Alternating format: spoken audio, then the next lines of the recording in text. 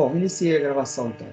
Senhores, bem-vindo a mais uma aula de máquinas elétricas. Então, o que nós vamos ver hoje é um pouquinho da ideia sobre motor de indução. Vamos ver que ele é um pouco diferente da máquina de corrente contínua, mas muitas das coisas que nós já discutimos também se aplicam aqui nesse tipo de motor. Então, primeiramente, nós vamos ver os motores trifásicos, porque ele é um pouquinho mais complicado. Está entrando aqui uma coisa que eu não determinei, mas enfim. Esse motor o motor bifásico, ele não é muito diferente do trifásico. A questão é só o número de polos que aumenta. Então, eu vou mostrar para vocês o trifásico, e entendendo entender o monofásico, ele é tranquilo. Os senhores estão enxergando essa ponteira andando aí na tela? Tá, funciona, né? Tá perfeito. Não foi eu que coloquei essa diabo dessa ponteira aí, não, mas enfim. Senhores, esse motor, vocês estão vendo essa ponteira que passou aí agora? Passou agora. Não sei de onde está vindo, não. Essa aqui sou eu. Bom, vamos lá. Senhores, nós temos dois tipos de rotor para o motor assíncrono, ou o motor de indução. Esse motor ele pode ser do tipo gaiola, nós vamos ver como é que ele se constitui, mas ele também pode ser um rotor bobinado. Então, existem essas duas possibilidades. Esse motor ele é chamado de assíncrono, porque não vai existir sincronismo entre o campo girante do estator e o campo gerado no induzido. Nós vimos que no motor de corrente contínua, a gente alimenta tanto o estator da máquina quanto a armadura da máquina, que é o rotor. Então, ele cria dois campos, por causa dessa alimentação, e esses campos eles vão girar, mas vão girar com sincronismo. Então, eu estou alimentando esses dois campos. Já no motor assíncrono, ou no motor de indução, eu vou alimentar apenas o estator da máquina. O estator da máquina ele vai induzir um campo no rotor, daí o nome de máquina de indução, e a partir daí forças irão surgir nesse rotor que vão fazer com que ele gire. Acontece que, como não tem alimentação, esse giro acaba acontecendo um pouco tardiamente. Existe uma pequena diferença de giro, então, do campo do estator com o giro real do induzido. Então, essa diferença provoca um assincronismo, daí também o nome que essa máquina leva. O motor de indução também é chamado de motor assíncrono. E esse atraso no giro desses campos, a gente chama então de escorregamento. Esses motores, seja de corrente contínua, monofásico, trifásico, todos eles, quando você olha por fora, eles têm uma mesma aparência. Então, você tem aí uma carcaça da máquina. Essa carcaça ela vai ter algumas aletas para facilitar a circulação do vento. Isso acontece em praticamente todas as máquinas. A gente tem as tampas, a tampa traseira. Tem 2 metros. Essa tampa de mim. É colocado, então, um ventilador, que o papel desse ventilador é empurrar ar sobre o eixo para esfriar o conjunto todo. Então, existirá uma troca de calor entre o rotor, o estator da máquina, e, por sua vez, o estator da máquina ele vai girar, ele vai trocar calor com essas aletas. O objetivo é exatamente fazer o resfriamento.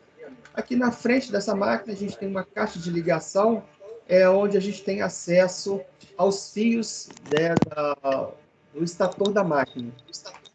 A gente tem um microfone aberto aí. Deixa eu ver quem é.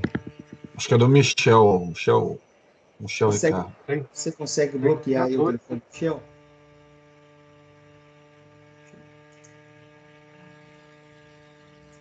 Bom, bloqueei ele.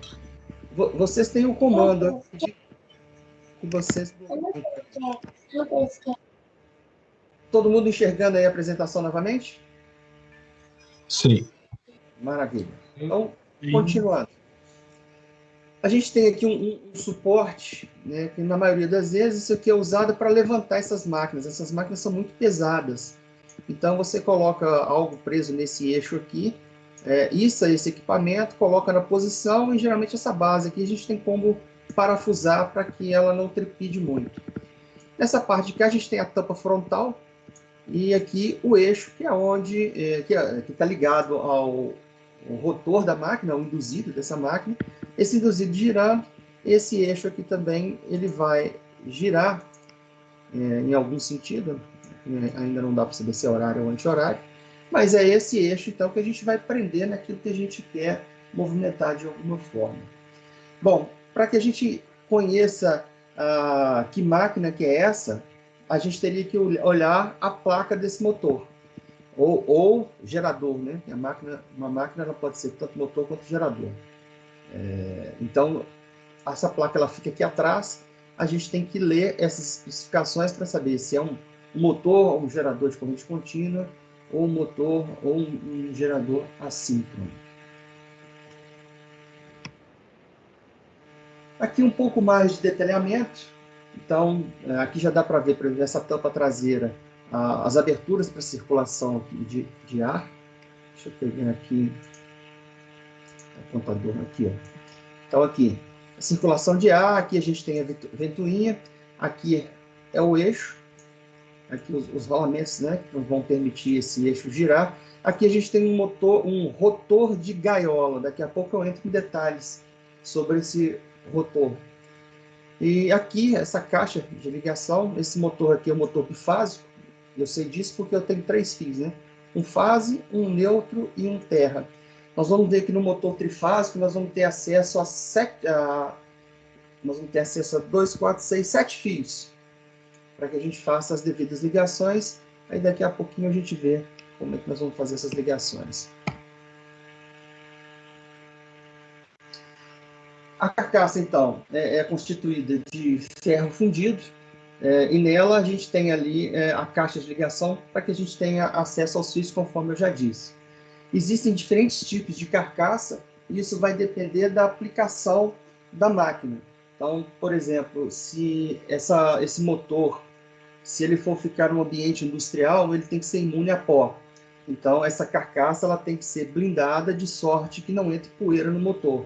Então, isso vai exigir ali um determinado tipo dessa carcaça, e isso geralmente vem especificado lá na placa do motor, para que a gente saiba que tipo de carcaça tem ali, para que a gente entenda qual é a aplicação desse motor. E nessa placa também vão estar lá as numerações dos fios, das bobinas, para que a gente tenha acesso a elas, a potência do motor, o rendimento, enfim, uma série de detalhes construtivos da máquina vão estar disponíveis então nessa placa do motor. Aqui é um outro corte, a gente tem um motor de gaiola, ele é um motor compacto. A diferença dele para o motor de espira é exatamente isso. O motor de espira, a gente claramente veria as espiras enroladas aqui, nesse motor. Aqui é uma massa compacta, esse material, existe um isolamento aqui, ó, nessas divisões, entre uma placa e outra, e ele é curto-circuitado aqui nas bordas. Então, ele é curto-circuitado na chapa, que monta esse rotor de gaiola, e ele é curto-circuitado aqui nessa placa. E existe um isolamento entre essas placas também. Mas, de qualquer sorte, esse motor, esse rotor, perdão, ele é um rotor compacto.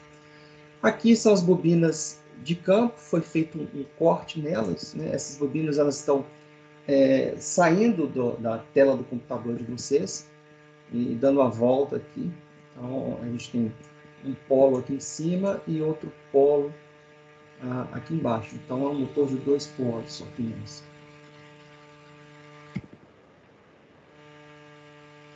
Aqui mais um detalhe construtivo da carcaça, aqui sem a parte interna e aqui com a parte interna, a gente tem essas ranhuras aqui, que é onde nós vamos colocar o enrolamento do estator. Deixa eu pegar aqui um apontador, aqui, então, eu tenho diversas ranhuras. Essa quantidade de ranhuras aqui no estator, ela vai definir quantos polos que essa máquina tem, nós vamos ver isso daqui a pouquinho.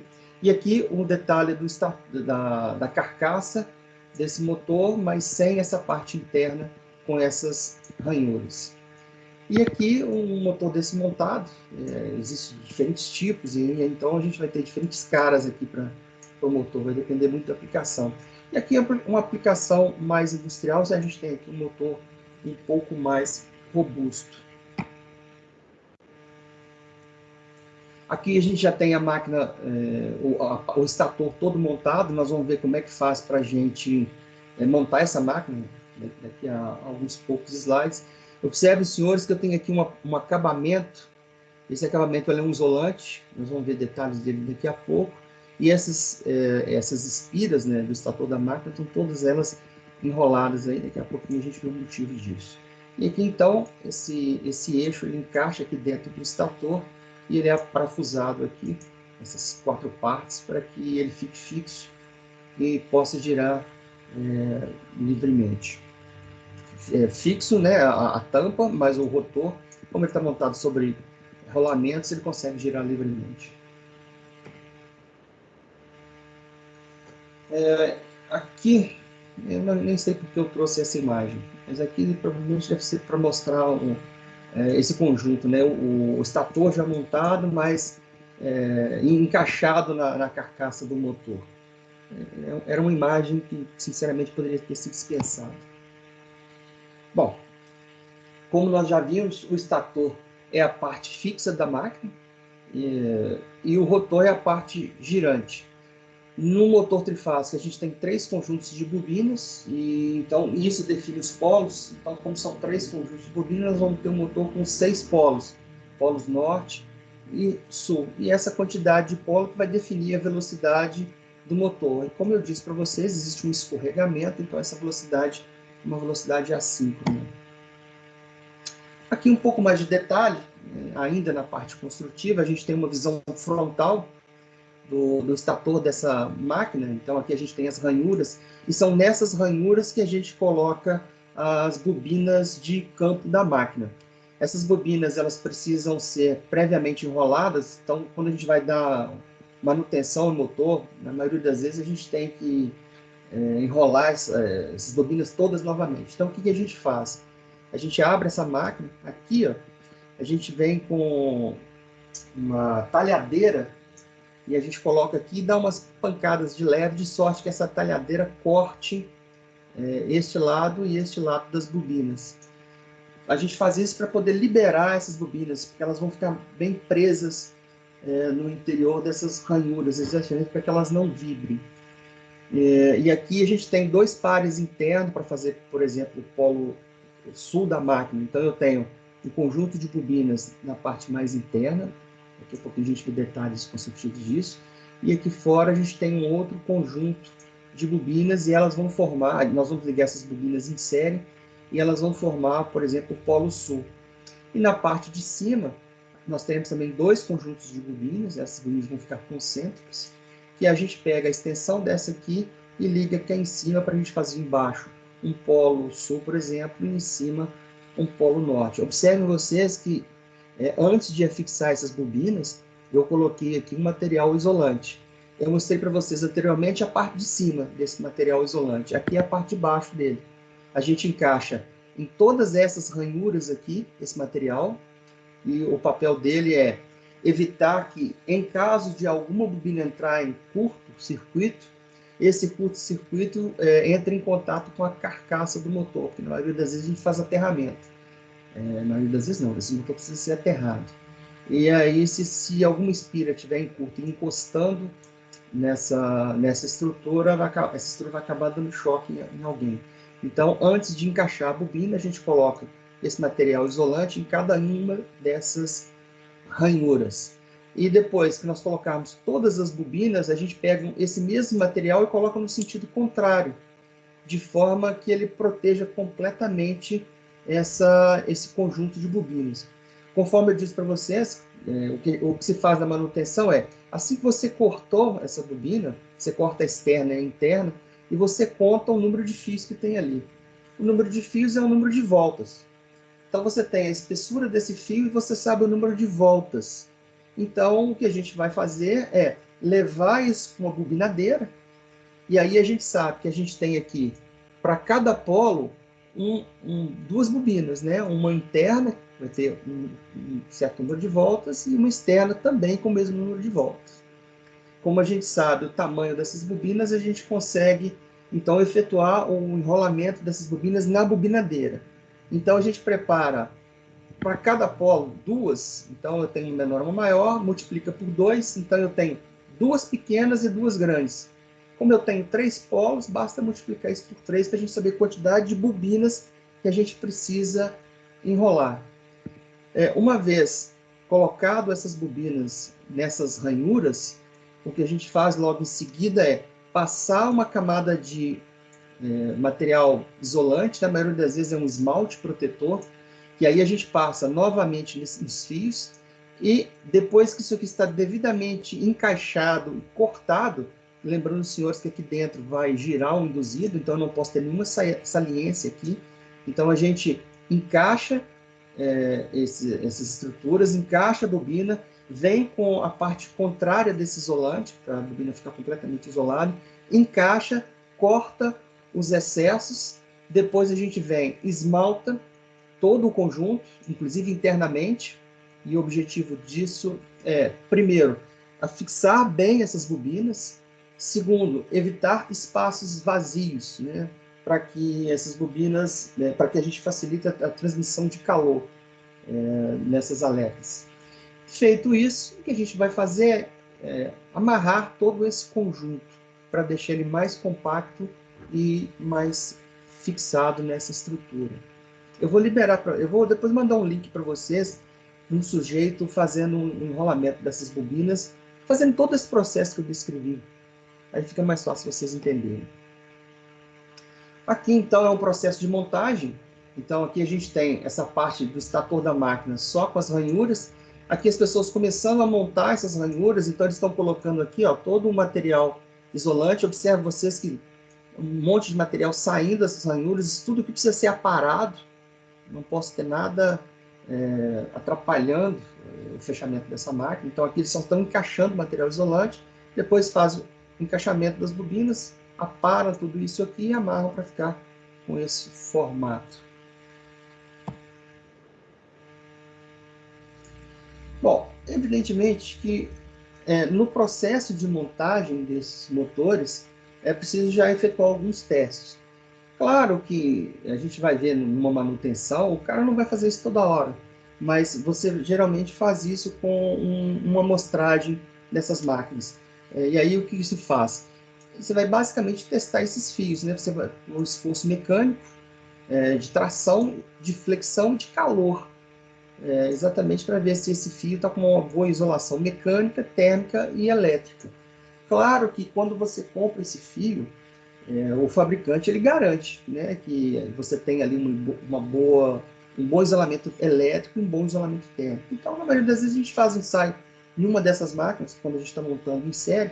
Claro que existe um cálculo estatístico que determina a quantidade de motores que precisam ser ensaiados, ou geradores, e aí a gente faz ensaio apenas nesse, e os demais seguem a linha de produção normal. Claro que quem vai cuidar desse isolamento é o próprio esmalte do fio. Bom, o verniz do fio, conforme eu disse, ele tem o papel de manter um fio isolado eletricamente do outro, já que você está enrolando ali um conjunto desse para formar a bobina. E se eles não tivessem esse isolamento, você teria essas bobinas todas em curto. Então, o verniz cumpre esse papel. E, além disso, conforme eu disse, depois da máquina montada, observem vocês que agora esse isolamento ele já foi colocado. Aqui está tirando uma foto de dentro do estator. Então, aqui já foi feito o acabamento. E aqui se passa, então, uma camada de resina com um pincel, exatamente para que a gente faça a impregnação dessa resina, com a função de manter esses fios isolados e garantir, mais uma vez, o preenchimento, né, dos espaços vazios dessa ranhura, para impedir principalmente vibração. né? Se essa máquina começar o rotor girando, ele vai impor uma vibração nessa máquina. E se você tem um fio ali solto, ele começa a balançar de alguma maneira, e isso pode provocar um desgaste mecânico do fio. Esse desgaste mecânico vai ruptura em último caso, mas na maioria das vezes o que a gente tem é o esmalte dele que vai soltando.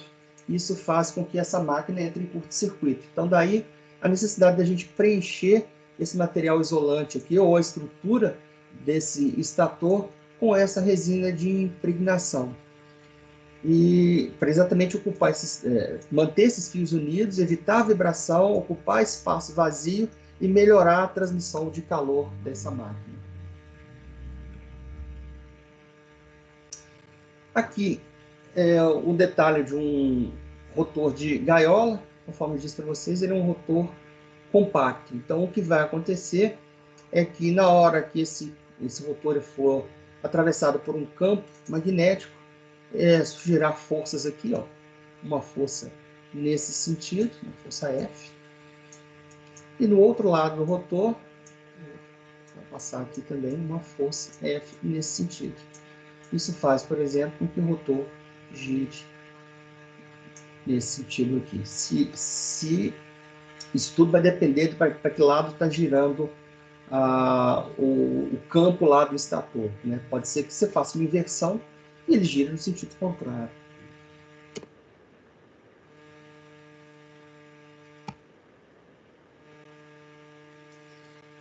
O motor de gaiola, ele tem esse nome porque alguém acha que essa estrutura aqui se assemelha a uma gaiola de esquilo.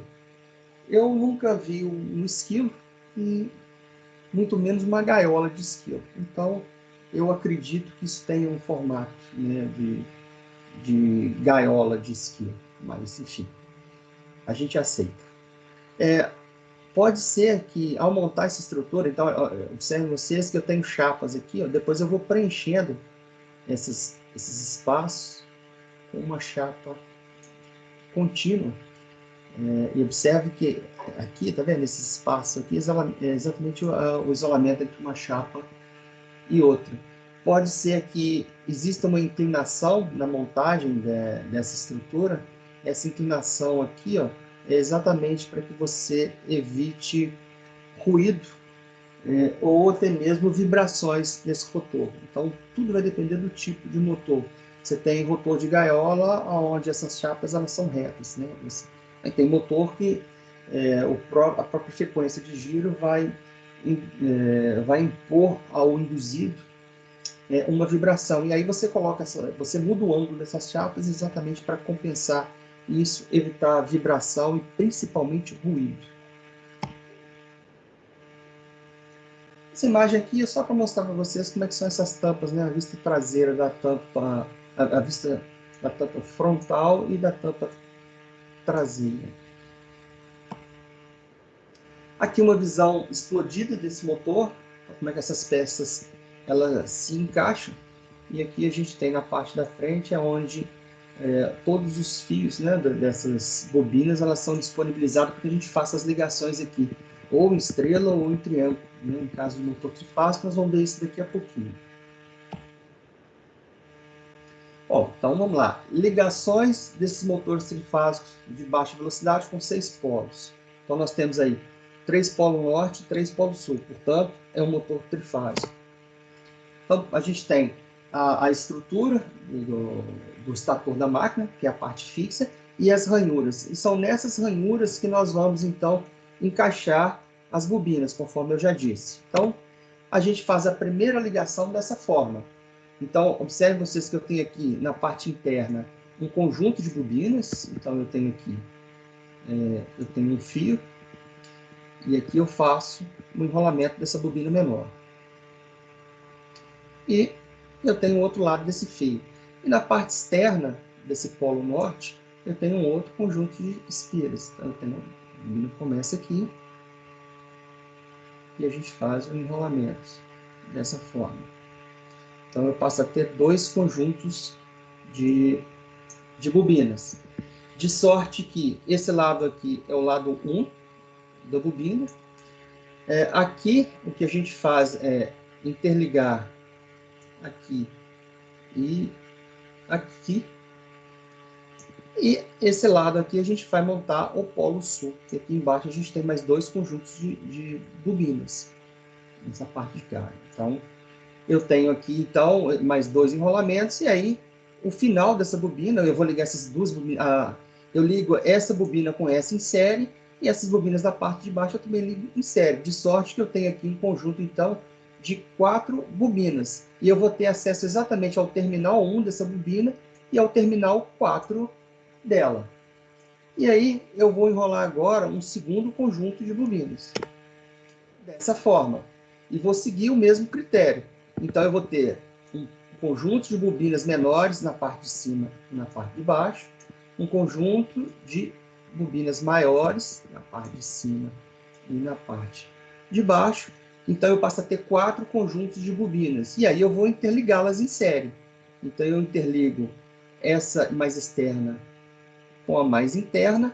O lado da mais externa a gente vai disponibilizar, que é o usuário, para o usuário, que é o terminal 2, e o outro lado da bobina interna a gente liga no outro polo dessa bobina, e aqui embaixo tem a mesma configuração da parte de cima, de sorte que a gente tem aqui um eixo, com polo norte e polo sul, e aqui a gente tem outro eixo com polo norte e polo sul. Eu vou desenhar esse ângulo aqui em cima, que ficou mais fácil, menos poluído. E aqui a gente tem uma defasagem de 120 graus entre esses 2 conjuntos de bobinas. Então agora eu vou ter acesso ao terminal 1 dessa bobina. O outro lado é o 4. Eu comecei enrolando a bobina vermelha. Então o outro lado dela é o terminal 4. A gente tem aqui terminal 1 e terminal 4. E a gente tem essa bobina aqui. Ela começa com 2. E o outro lado dela a gente chama de 5. E agora nós vamos enrolar o terceiro conjunto de bobinas dessa máquina. Dessa forma, seguindo o mesmo critério. Então eu tenho um conjunto de bobinas concêntricas, tanto do polo norte quanto do polo sul, um conjunto de bobinas externas, que eu estou enrolando nas ranhuras da minha máquina, fazendo polo norte e sul, interligo da mesma forma, de sorte que agora eu passo a ter acesso ao terminal dessa bobina externa, que é o 3, e o outro lado, o terminal da bobina é o 6. Então eu passo a ter 3 conjuntos de espiras. O lado 1 e 4. Esse 4 ficou parecendo um 9. Eu tenho aqui esse outro e esse outro. Então eu tenho aqui 1, 2 e 3. E do outro lado a gente chama de 4, 5 e 6. Então eu vou ter acesso a o lado de cima, portanto 3 fios, e o lado de baixo 3 fios, mais o neutro dessa máquina, o fio terra. E aí a gente pode interligar esse conjunto, essa forma que está interligado aqui, ó, eu estou interligando essas bobinas em estrela. Então eu tenho algo semelhante a isso aqui. Então aqui, ó, é a bobina, eu tenho aqui a bobina 1, o final dela é 4. Da 4 começa a bobina 5. E a bobina 5, o outro lado dela é 2. Peraí, eu tenho a 1, Professor, 4. no caso, você está ligando em triângulo, né? Não, você falou em estrela? Eu falei estrela? Desculpe-me. Disse. Eu falei estrela e desenhei um triângulo. É porque eu sou um animal, só por isso. Mas a ligação é exatamente essa aqui. Ó. Eu tenho um lado da bobina que é o 1 e o 4. O 4 eu estou ligando no... Aqui é 2.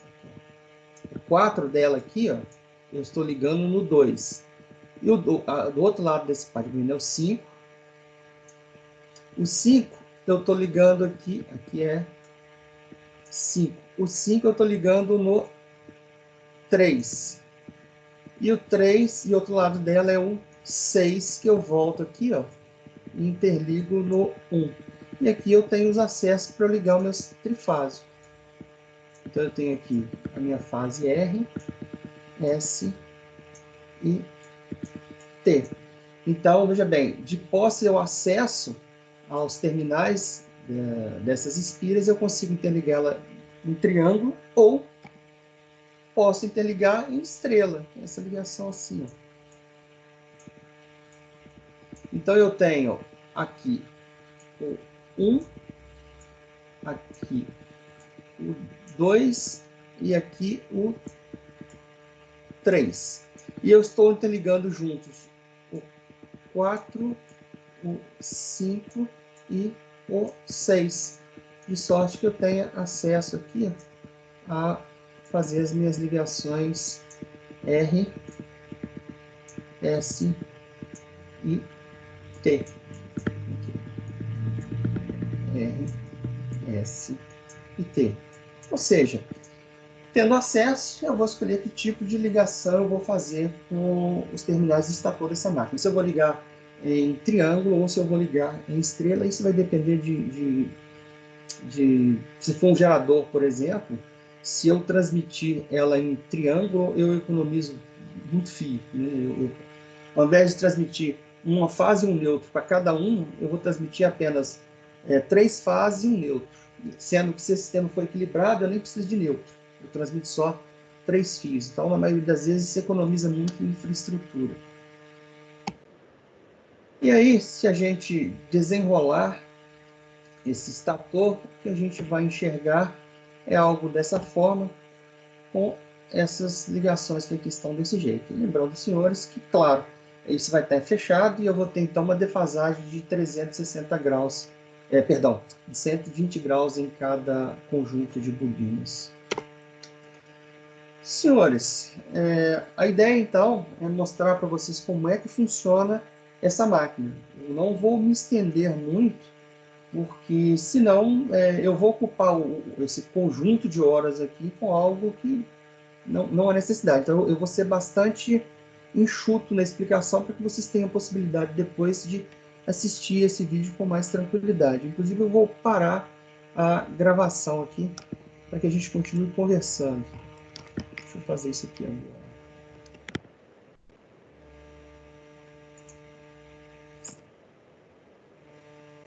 Coisa.